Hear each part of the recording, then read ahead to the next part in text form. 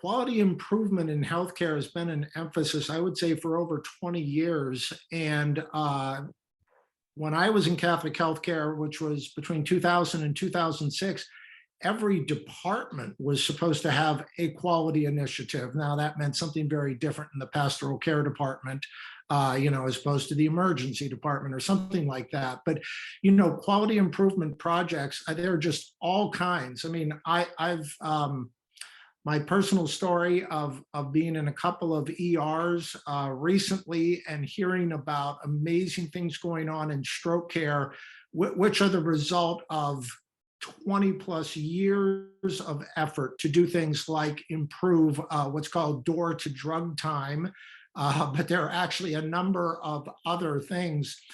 Again, I just talked to these ER docs and they said, we found out that a key medicine or drug or whatever it is we give to stroke victims has to be specially mixed in the pharmacy, and there are 2 or 3 components. And we said it's not working. We need it faster. So somebody invented a single bolus drug that doesn't have to be mixed. I mean, these efforts go on all the time. And you could probably find many, many other stories. I think, though, what has to happen is some of these things need to be applied, again, to best practices in difficult pregnancies and things like that. I remember there was a famous case somewhere in the Southwest a little over 10 years ago where a Catholic hospital made the mistake of performing an abortion on a woman with pulmonary hypertension because they feared her life was at risk.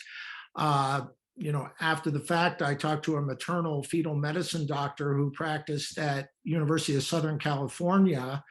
And he said he and his partner had gotten 25 women through pregnancy with that condition. It could be done. And there are risks, but an abortion is a 100% risk of death, certainly for the child. So there are many things. I would say one thing that goes on in quality projects is people are looking at multiple factors that play into a given situation. I mean, it could be everything from the drugs they use. For something like C-section rate, I know a research paper I have said, the doctors had a sleeping room, and it turned out the further away the sleeping room was from the delivery room, the higher the C-section rate. So one thing they did to reduce the C-section rate was move where the physicians could crash for a while closer to the delivery room. I would say pretty much every hospital has a quality department where they are collecting data all the time on everything that goes on.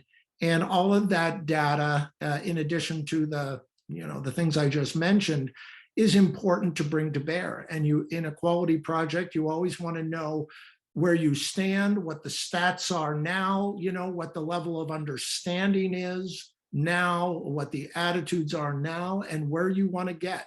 What are your goals? And you measure that over time, and you do this over a year or 3 years or 5 years to get there.